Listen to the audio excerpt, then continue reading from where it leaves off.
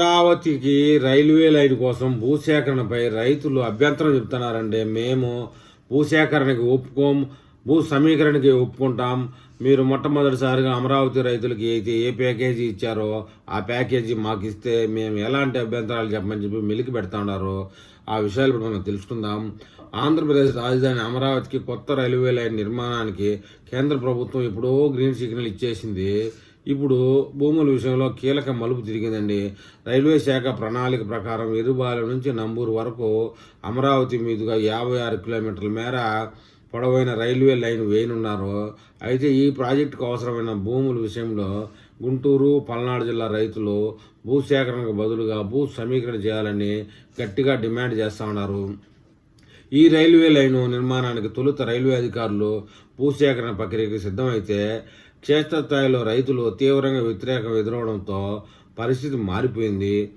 రైతులు భూమిని నేరుగా ప్రభుత్వానికి విక్రయించే భూసేకరణ విధానాన్ని అంగీకరించడం లేదు. బదులుగా భూ సమీకరణ విధానాన్ని అమలు చేయాలని కోరుకుంటున్నారు. అంటే భూమిని ప్రభుత్వానికి అప్పగించి ఆ ప్రాంతంలో అభివృద్ధి పనులు పూర్తయిన తర్వాత రైతులకు అభివృద్ధి చేసిన ప్లాట్లు లేదా ఇతర ప్రయోజనాలు కల్పించాలన్నది వారి ప్రధాన డిమాండ్గా ఉంది. రైతుల అభ్యంతరాల కారణంగా రైల్వే అధికారులు ఇప్పటివరకు పెగ్ మార్కింగ్ ప్రక్రియ చాలా ఏరియాల్లో పూర్తి చేయలేకపోయారు. భూములను గుర్తించే ఈ కీలక దశ ఆగిపోవడంతో మొత్తం ప్రాజెక్టు ముందుకు సాగడంలో జాప్యం జరుగుతోంది. ఈ పరిస్థితిపై రైల్వే శాఖ ఆందోళన అయితే వ్యక్తం చేస్తూ ఉంది. రాష్ట్ర ప్రభుత్వం తక్షణమే జోక్యం చేసుకొని స్పష్టమైన నిర్ణయం తీసుకోవాలని కోరుకుంటా ఉన్నారు. కొత్త రైల్వే లైను ఖమ్మం, ఎన్టీఆర్, పల్నాడు, గుంటూరు జిల్లాల మీదుగా వెళ్లనుంది.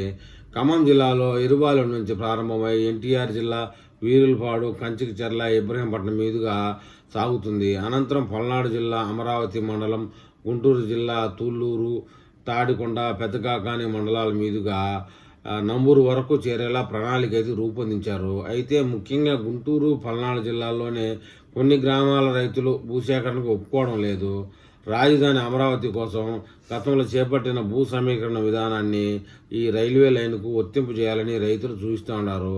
రైతుల అభిప్రాయాలను పరిగణలోకి తీసుకొని ప్రభుత్వం ఏ నిర్ణయం తీసుకునే దానిపై ఇప్పుడు ప్రాజెక్టు భవితవ్యం ఆధారపడి ఉందని, రైతులకు ఆమోదయోగ్యమైన పరిష్కారం దొరికితేనే పనులు ముందుకు సాగే అవకాశం ఉందని రైతులు, అమరావతి వాసులు అంటున్నారు.